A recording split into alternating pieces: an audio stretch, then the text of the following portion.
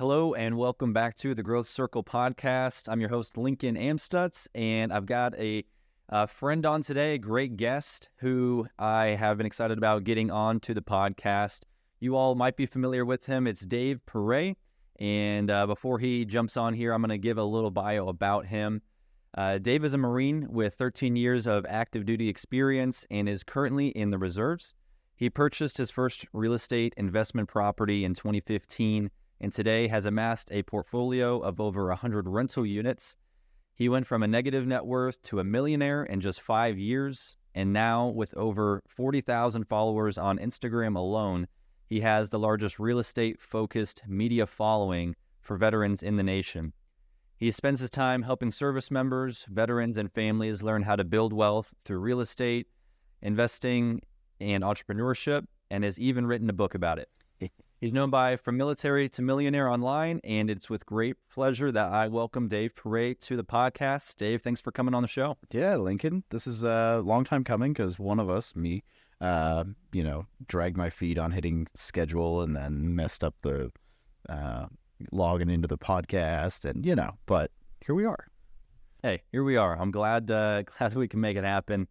And for those that don't know, when Dave isn't traveling around the country, speaking engagements and events, he's actually based here in Springfield, where I am at. And I've had the pleasure of doing some deals with you here in the past, meeting up at some different events and such.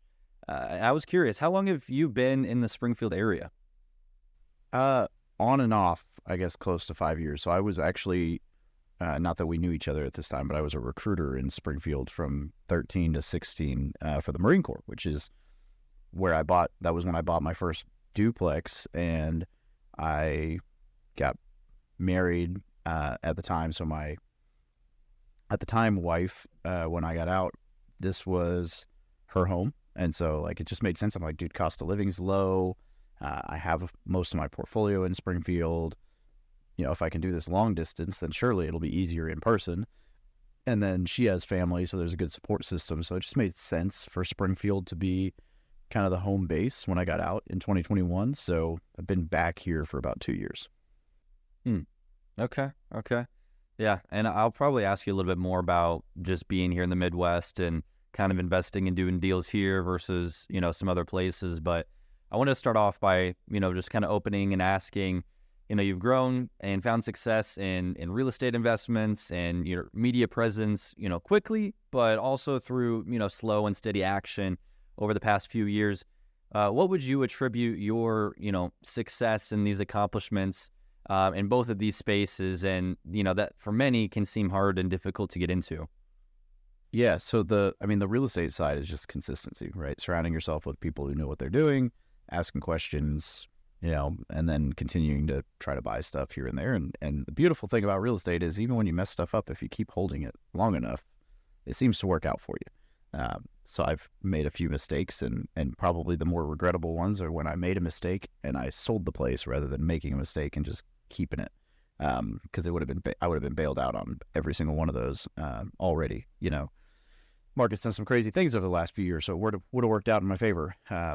I remember I had a flip that I lost 30 grand on, and I sold it, fire sale to just get done with it.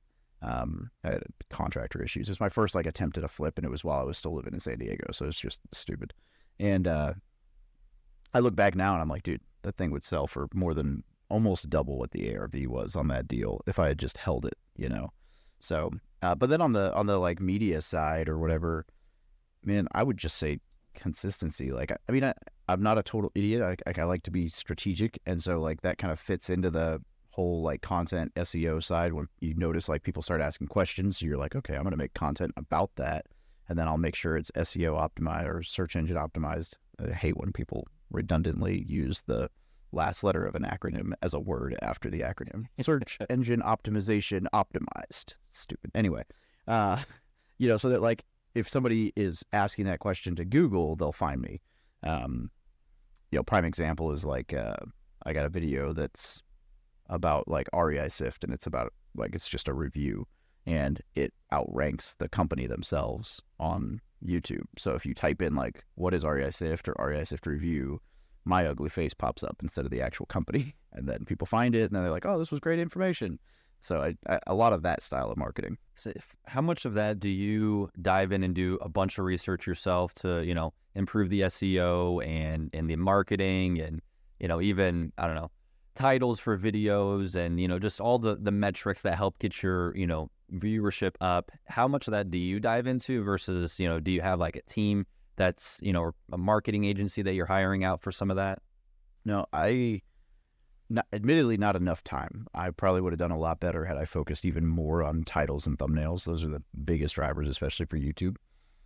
Most of my like research has just been kind of, fundamental. What are people asking in the Facebook group? What questions am I seeing a lot? Like when I started getting in 21, I started getting all these questions about cash out refinances because of the interest rate. And it was like, I need to make some videos about cash out refinances so that everybody knows. And then in 2023, it's been, VA loan assumptions and sub 2 and stuff like that. And I haven't made as much content about like the sub 2 side, but that's because I want to go and pull lists and do it myself and then be like, oh yeah, now that I've bought everything, this is how you do it.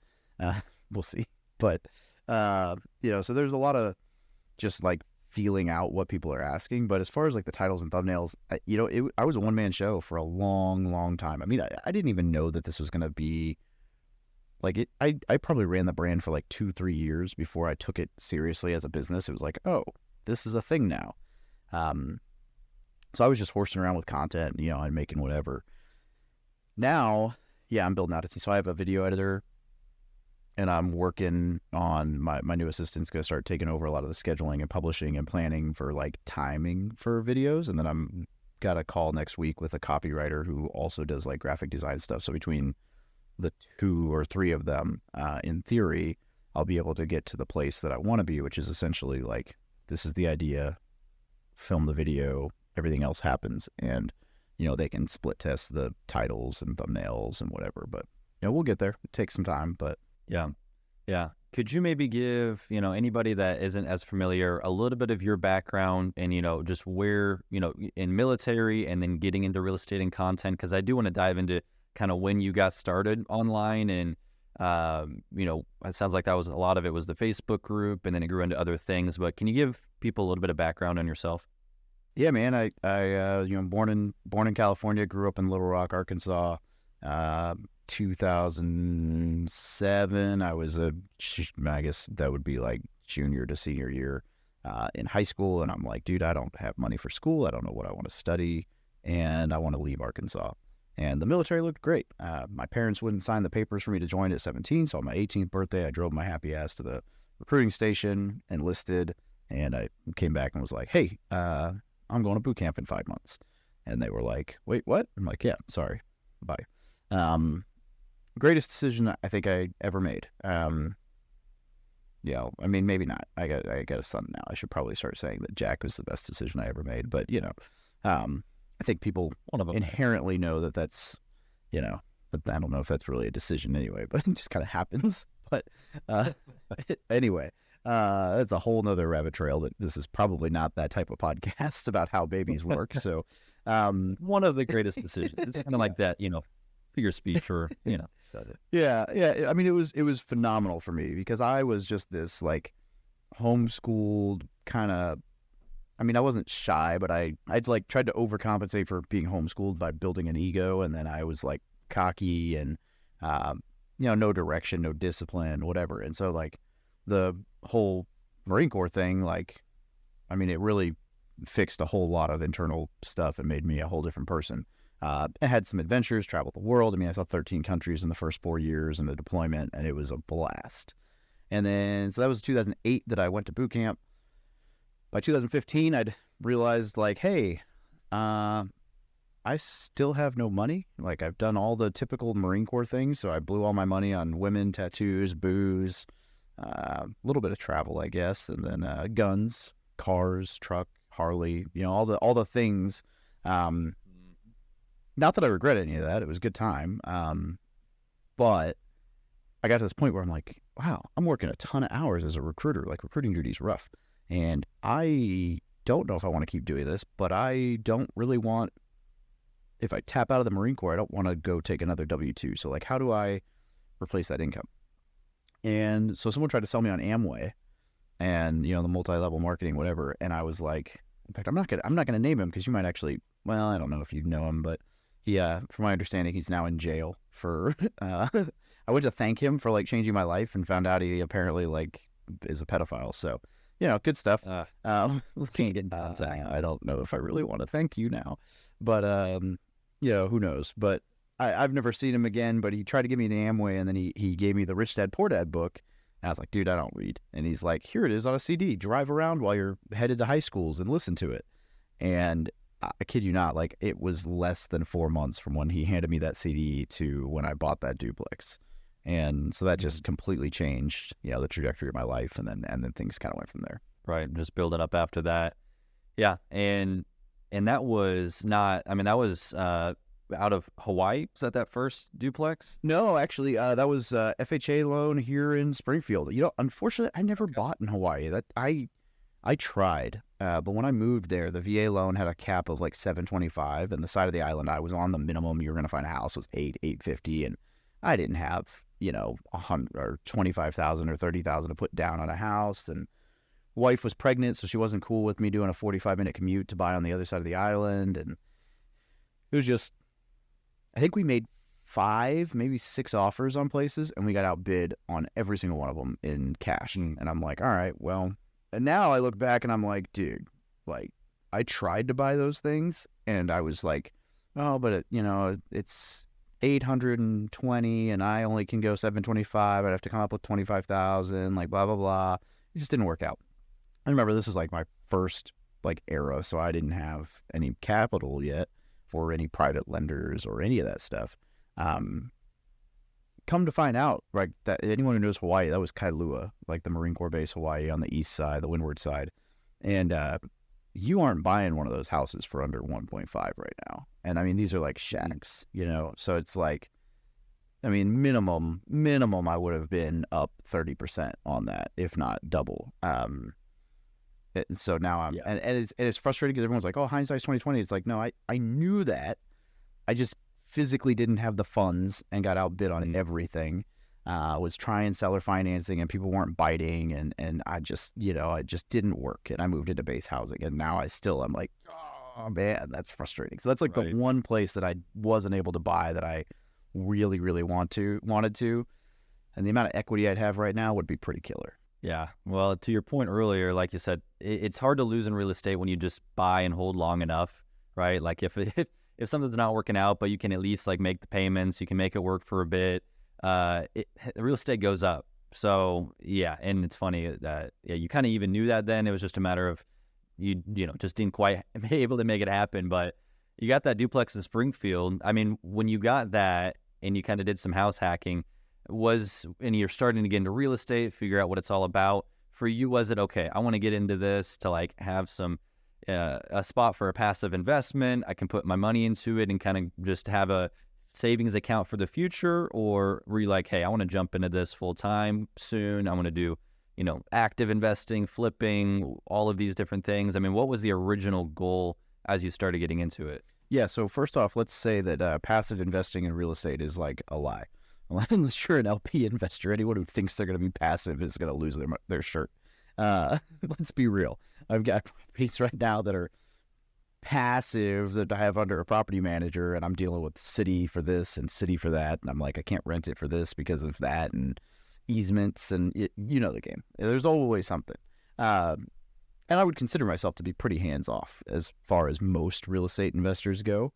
And it's just not a reality that you'll ever be completely hands-off unless you hire out like a full team or just go LP.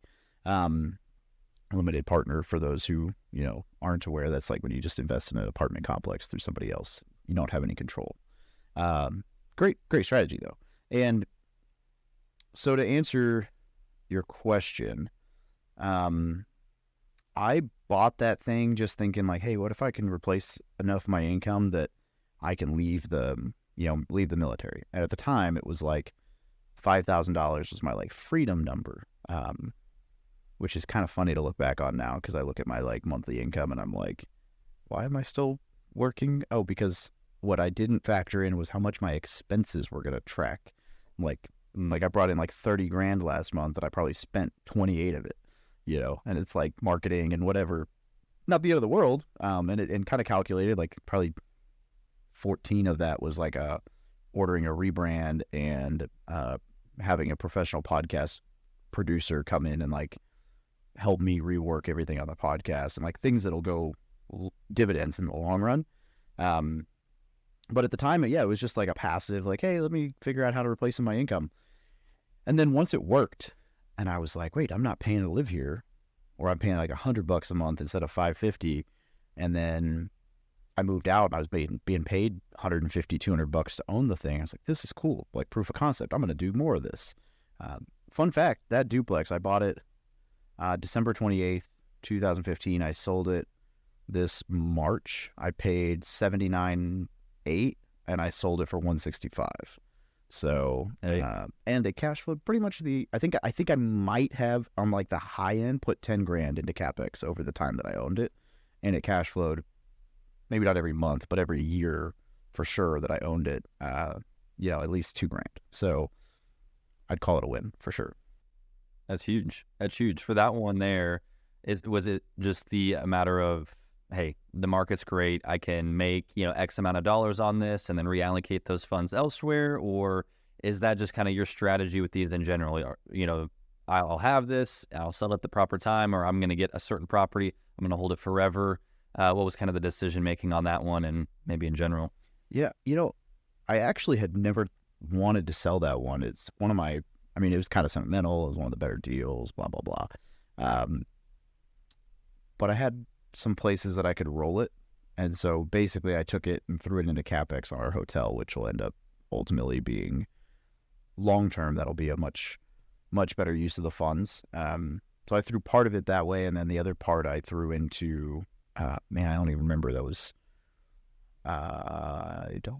marketing somewhere, I'm sure. That's basically kind of my shtick at this point. It's like if I have capital come in, I've got like a whole list of things that I want to push the needle on. And I'm like, like the rebrand is $90, $200 for like full logos for all of my, like my mastermind, my website, my podcast, templates for everything, full, like it's a full, like messaging, colors, fonts, font size, font style, font, like this kind of logo for that thing, this kind of logo for that thing. Here's the tone of the brand. Like it's a full rebrand, full marketing package, whatever.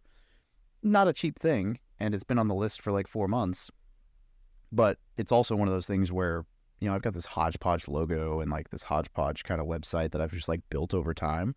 And now I'm like, there's 250,000 people following me around. I've got 25,000 people on an email list. Like it's time to actually be like a uniform brand with like a really good website and everything. So that'll probably make its way back to me within like 3 months, but it's still an expensive kind of thing. So, right. That's kind of where I normally throw stuff. It's like, ooh, I'm going to do this and it's going to come back eventually. And then when it does come back, I spend that on something else. And I'm like, someday I'm going to stop the spending part and I'm going to save all this. It's going to be great.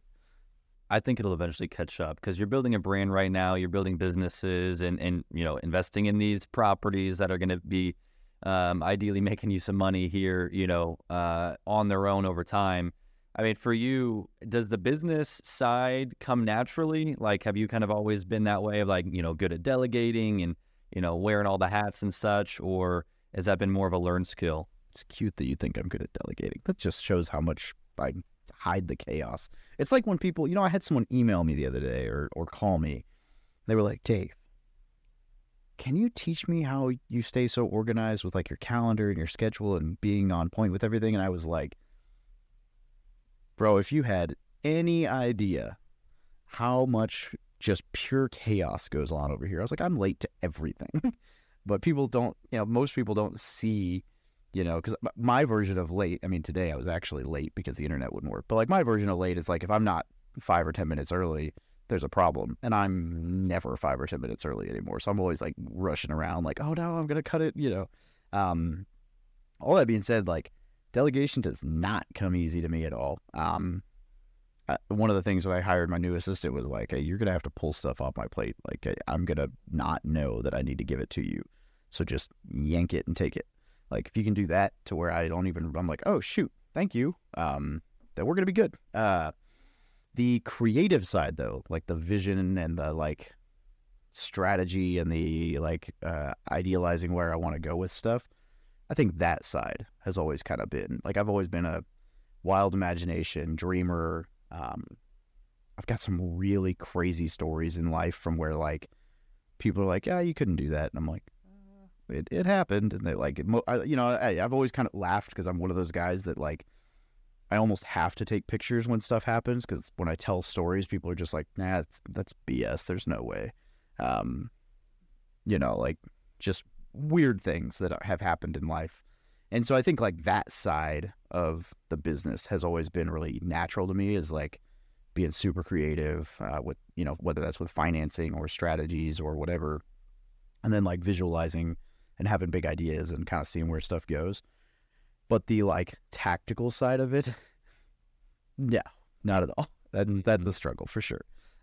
Still trying to implement EOS and all this other stuff correctly, instead of like, that's a really cool idea, let's kind of outline everything and then we won't actually stick to any of the meetings, which is kind of where I'm at right now. Hey, it's all about taking action, right? Is just step by step, we get there. Because for me, it kind of, maybe in an opposite way, like the creative side, like trying to figure out where to take things, can be a bit of the struggle. But like, I love like creating systems and the delegation and, in-house, like what are my guys doing? That comes a little more naturally. But at the end of the day, it's just taking action day by day, figuring it out, working on growing the business instead of just in the business as much as possible is a big thing. And so I kind of wanted to go and ask you on the property side. I'm sure you get, being well networked at this point and knowing people around, the U.S., I'm sure you get good deals sent to you for properties all over, and solid deals too. I mean, are you primarily investing here in the Midwest still? Are you doing deals elsewhere? And kind of what's your decision making on the deals that you'll pick up? Yeah, most of the stuff that I'm like actively buying right now is still in this area. I love this area. I usually try not to talk about this area with people, but I think, since you've already mentioned it, we both live here. We could probably go on for a long, long, long time about what we both see Springfield turning into, but I'm convinced that it's going to double in the next like 5 years as far as values.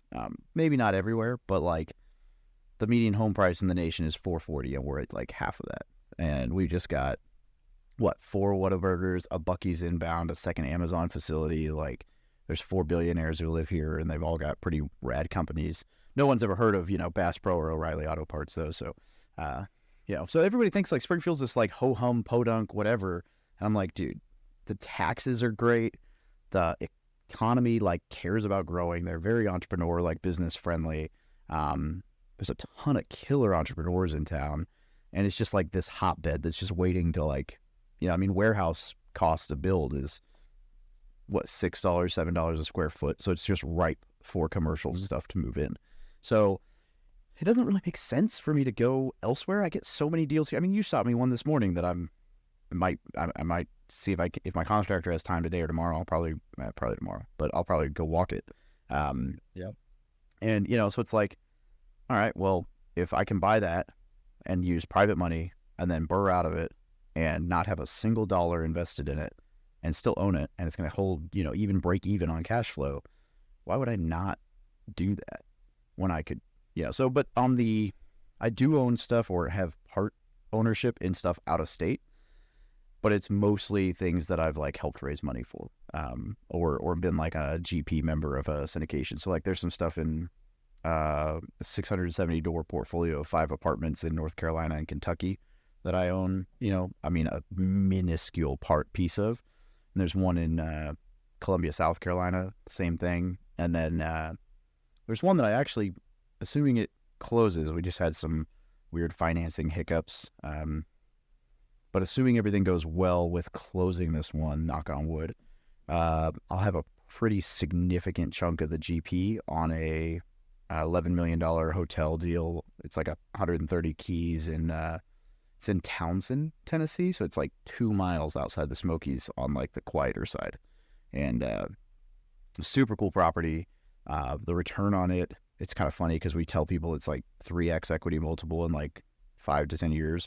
And everybody's like, wow, that seems incredible. And we're like, it's actually really conservative, because we knew that if we put it any higher, people would just call BS. But I'm really stoked about what that one could potentially do, just because it's a hotel that doesn't really have any issues other than it needs to be modernized a bit. And the guy, like, it's all ops and marketing issues. And so it's like super easy for me and my partner on this, the guy who's the lead sponsor, to fix, because he's great at the ops and the design and the rebrand. And I am pretty damn savvy at, Google business profiles and reviews and marketing, and like, hey, here's how we get people to leave reviews that don't suck. And there's like one YouTube video about the property, and the guy just basically left this review where he's like, this is a really cool property, but I'm not staying here because of how dirty the bathroom was. And so it's like, all right, go get him to make another video, make some other people make videos to replace it. It's right next to the tail of the dragon, so get all my supercar buddies to go, post about staying there, let them all stay for free, and then post about them staying at the hotel. All those basic things. Because it's like, anyway, that's I'm just going to start rambling about that at this point. It doesn't even matter. But yeah, most of what if I'm the direct owner or operator, it's in Missouri. And then the stuff that's out of Missouri, I'm usually more of a consultant or capital partner. Do you have a preference or maybe a leaning towards one or the other? Because obviously when you have total control on something here, locally in your backyard, you know the market super well. You can, find these deals. You're, maybe full 100% owner. You experience all the appreciation risk, everything there. But, maybe it's a smaller scale than, some of these massive deals that you can take down with other people. Do you see one or the other edging out as far as, okay, there's going to be a lot more growth and potential for me here? Or does it just make sense to do, a little bit of both and see where they go? I don't enjoy the ops side as much anymore, just because I've got so much stuff going on. It seems to be like a distraction. So most of the stuff here, even, I'm trying to transition more to like partnerships with a friend of mine who's really good at the ops side. Marty. So like I try to do stuff with Marty a decent amount, because we have this RV park that we own together, and he has almost tripled the revenue in the last year. And I have a smaller piece of equity on this one because I just brought people together, so they gave me like a small stake. But I've done virtually nothing other than the Google business profile, and he's crushing it. And so we're doing some tax lien stuff this year with him, and we're looking at one of those properties as a mobile home park. And, on that one, I was like, me and this other guy will bring money. We'll be 25, you take 50 and you run everything. And that to me is like the perfect win, because it's like, I know this guy's going to crush it. It's in my market. I still have a controlling interest in it. Between me and the other guy, we can still veto. I don't have to do anything. And that's pretty sweet.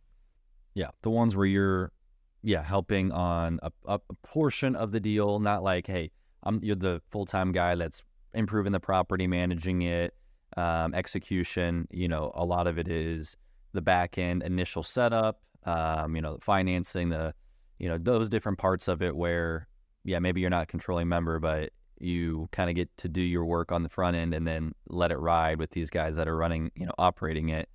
That makes a lot of sense. Do you have a preference on, it sounds like you're doing some mobile home parks, some apartment, residential.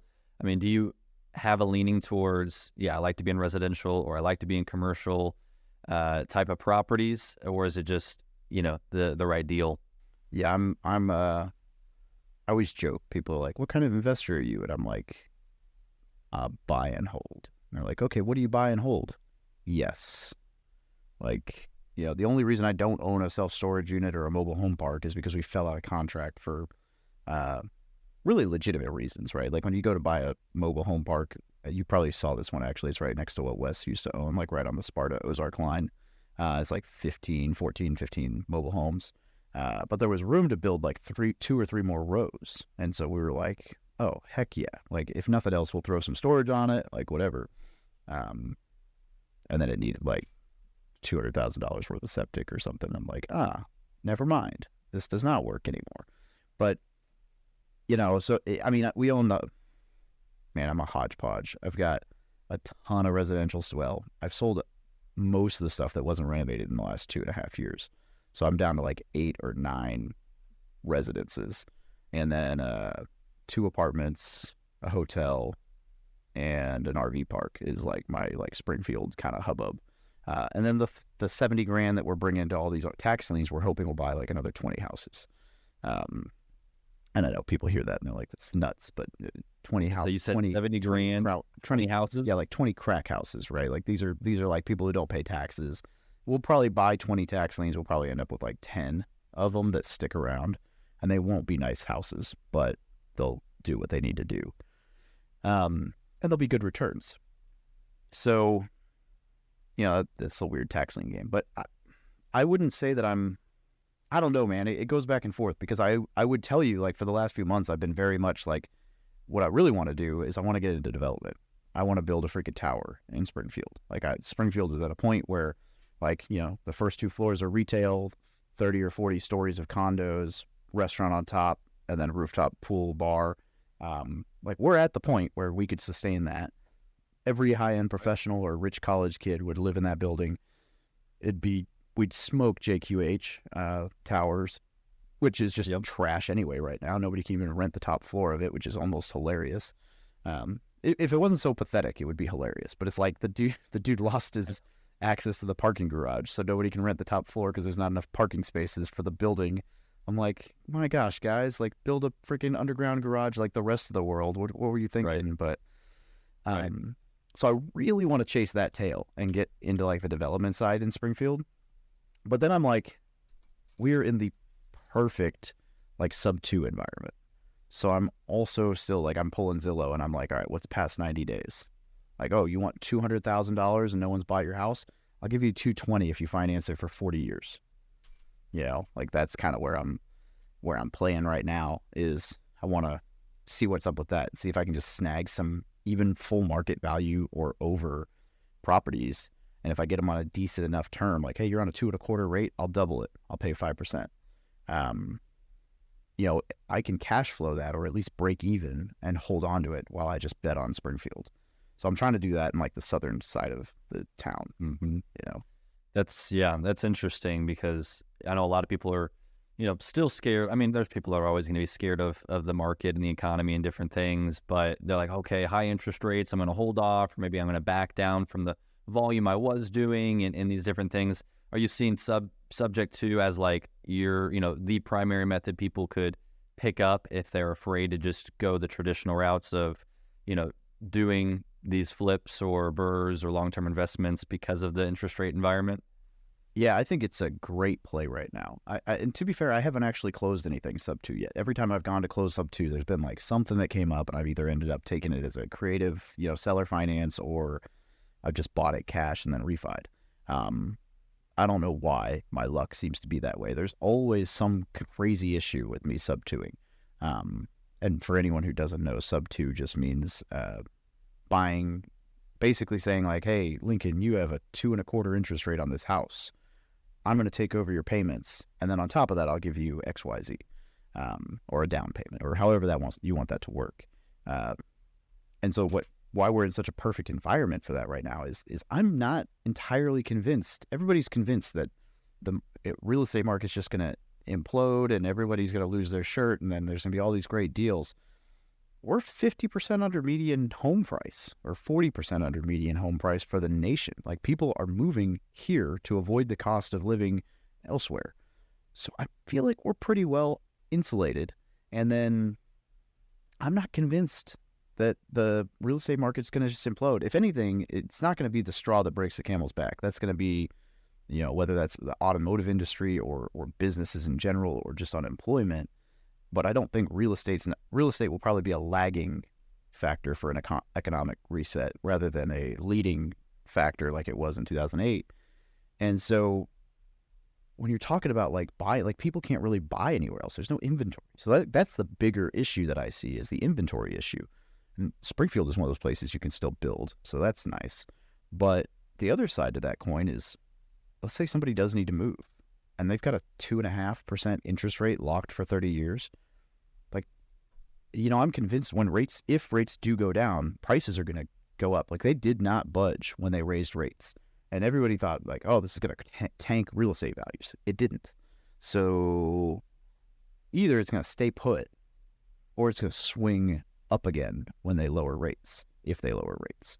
So if you can lock stuff in at a decent rate, and if you buy a $200,000 house and they're on a 2.25%, 2.5%, 30-year fix, their payment is like $1,000 a month. And if I pay 5%, my payment might be like $1,250 a month. But that $200,000 house will still rent, depending on where it is in town. It'll still rent for $1,500, $2,000. I can hold that. And then it's going to go up in value. And if it swings hard the other way, when rates drop, it'll go up in value a lot. And if it doesn't, when's the last time Springfield saw more than like a 10% dip? I mean, even in 2008, we saw like, 5 or 6% dip. So yeah, I'm pretty bullish on things. Right. And I definitely take a similar position of, obviously there's going to be markets that are experiencing way more appreciation and, these crazy dramatic increases, and they are seeing, a percentage loss in the value of the properties. That's going on, as we speak, and has been for the last little bit. But yeah, Springfield, year over year has maintained, if not even, even slightly still increased. So you look at that, you look at the average home price, like you're saying here, versus nationwide, the amount of people still moving into the area, businesses. I mean, I was talking to a guy at the Chamber of Commerce last week, and he's like, we don't have enough industrial space. He's like, we have people wanting to move their businesses in, but we don't have the space for it. So he's like, if you see any deals that come up available for that, let me know. I've got people that want to buy.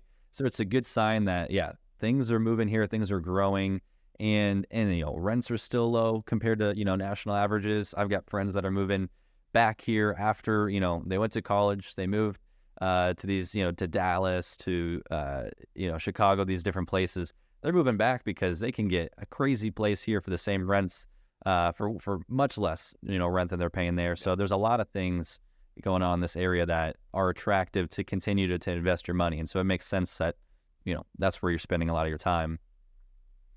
For you on the kind of content side, I know you started taking that, more seriously a few years ago.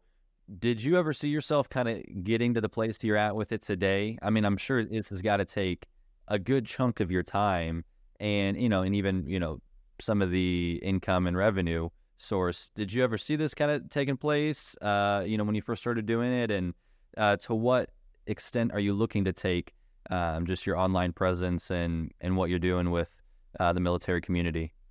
Yeah, no, I never foresaw that this would become my full-time gig. And probably the more fulfilling gig.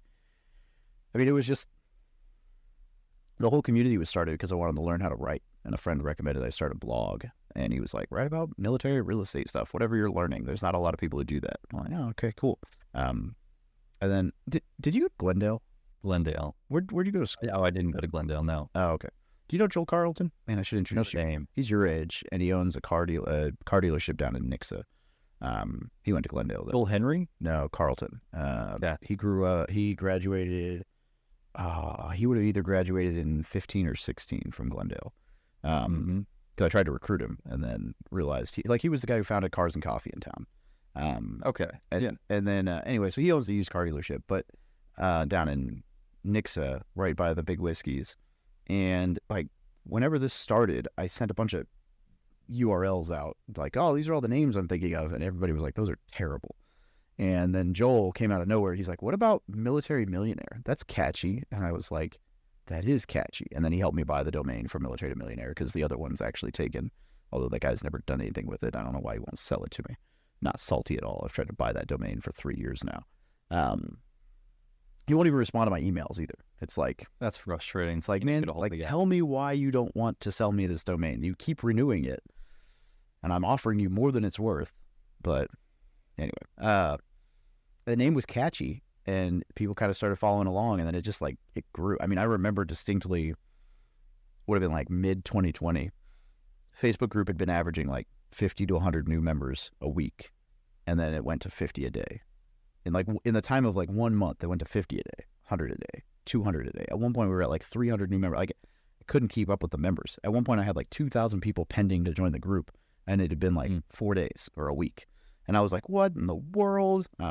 So I had to hire a VA just to help with that. And then, it just kind of kept rolling. And again, like, mid 2020, 2021, I was like, oh, shoot, this is a business.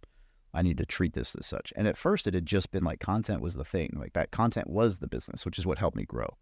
Now it's, content unfortunately kind of takes a back seat, and I'm trying to bring that back front and center. But yeah, man, I want to grow. I mean, I really want to grow as far as the content I'm putting out, but then also just the community, because, like for example, the whole community is open to anyone, right? It's free, it's whatever. But there's one piece, like a paid membership mastermind, that's only open to service members and vets. I don't even allow like spouses in there. And which actually wasn't my decision. My group vetoed. I tried to let Hugh Carnahan in, and he was a Navy spouse, and they were like, no. It was like 44-0. It was unanimous. Like, nope, we don't want spouses. I was like, okay, all right, just people who actually served, which creates a very close-knit community. And then like it's just crazy because it's like it's not that expensive, and people are jumping in and then changing their lives. Like somebody joined 2 months ago, and he's already privately invested in a deal, and he's under contract on his first actual house for himself. And it's like that kind of stuff. And so like that's just so fulfilling, So I'm like, why would I not want to grow that? I mean, it's more fulfilling. It's more fun. I get to meet all these incredible people. I get to host events in random places. Like we're doing Denver in February. Haven't even announced that to the group yet. So, and then, so I kind of realized like 2 years ago, as I was leaning into this, was like, I can make $10,000 with real estate all day. I can also make $10,000, helping 10 people buy real estate. In one of those, there's fulfillment, appreciation, community, all the like non-monetary benefits.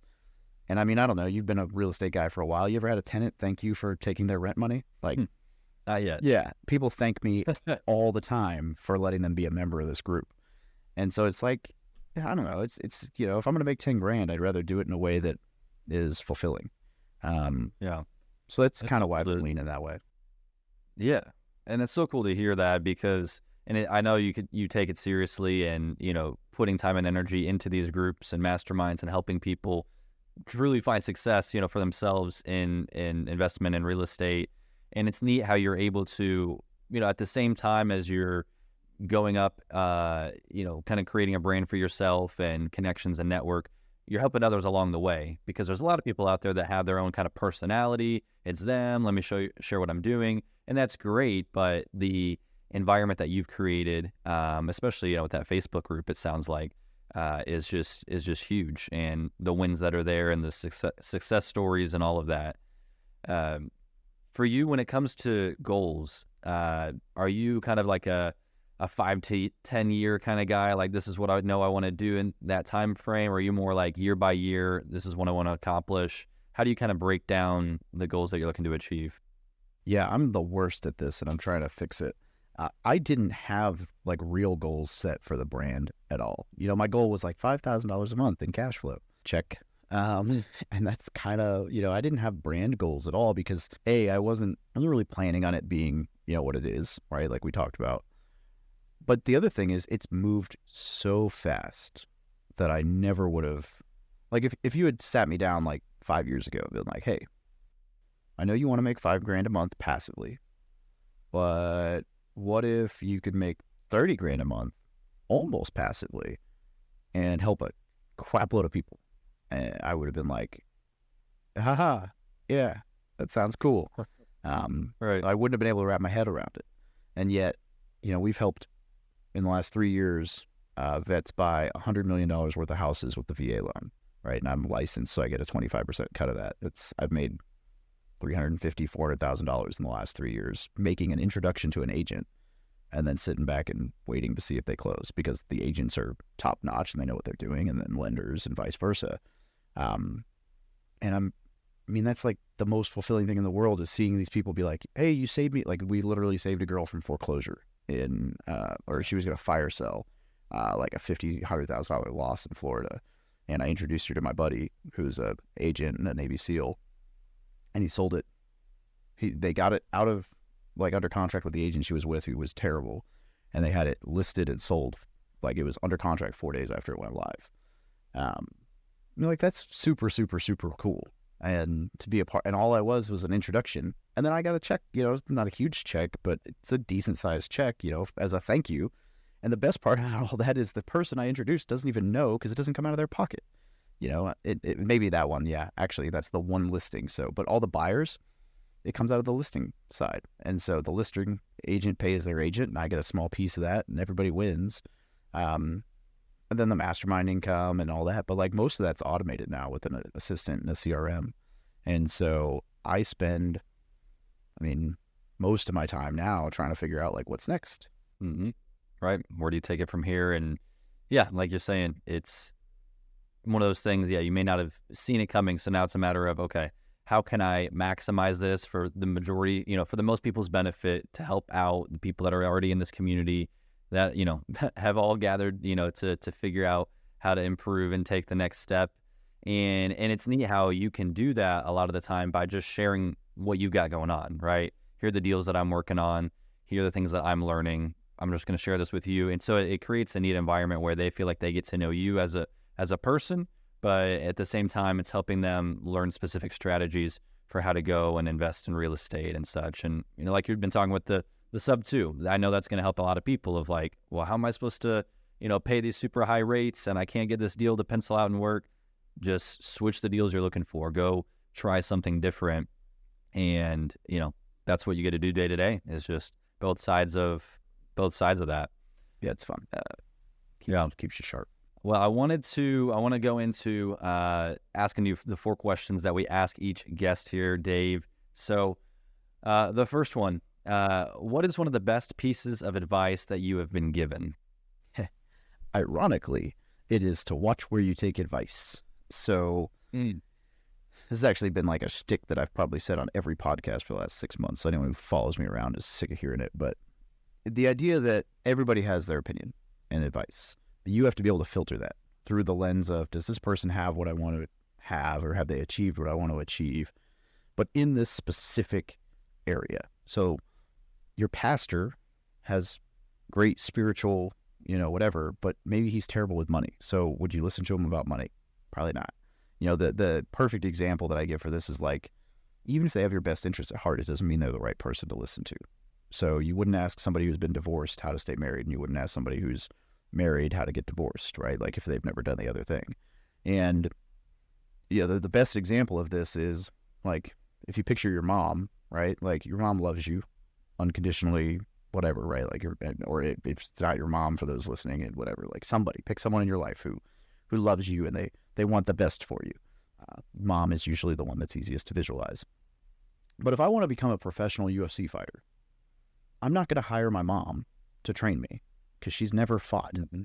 I'm going to go hire like Ray Longo as a striking coach, Matt Serra for jiu-jitsu, like whatever, right? Whoever these, like, the right person is, the best of the best, because that's their area of expertise. They've achieved what I want to achieve, and they know what they're doing. So my mom might tell me, hey, I really think you should do this to get into the UFC. That's great. I'm not going to listen to it. Like, she has my best interest at heart, but she's the wrong person to listen to. And that, in that context, everybody's like, oh yeah, that makes perfect sense. Like, why would I hire an NFL coach to become a good baseball player? But then all of a sudden you're like, I want to get into real estate.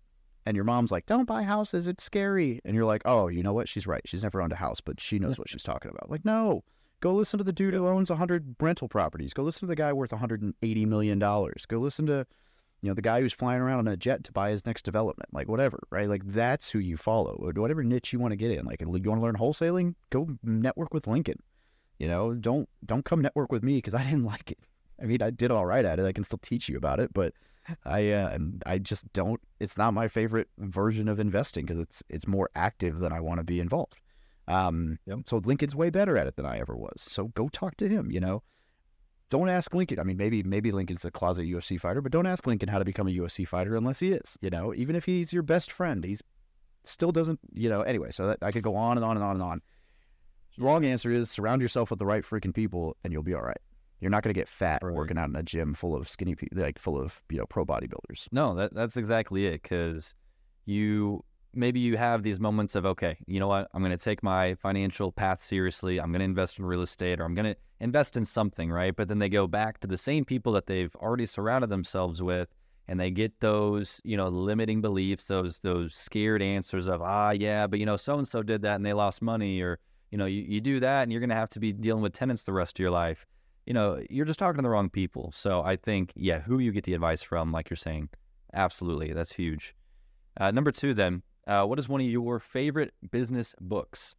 I'm going to go with the one that I'm currently reading, actually, because it's been pretty beneficial, and that's I don't know if you've read this one yet, but it's the new, it's Ben Hardy and Dan Sullivan, the 10X is easier than 2X. It's kind of been going all over the place online right now, but there's a reason. Like, it's a pretty powerful book about really just learning how to get rid of the things that don't serve you and work on, like, lean into your strengths.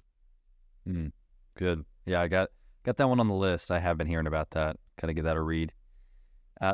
The third one then, what is one character trait you notice that successful people commonly share? I mean, it comes by a lot of names, but consistency. I mean, you could call it grit, you could call it discipline, you could call it whatever, but just consistency. I don't know very many people who've succeeded, off winning the lottery or whatever, right? It just takes, like, building wealth is easy. It just takes time and consistency. It's not hard.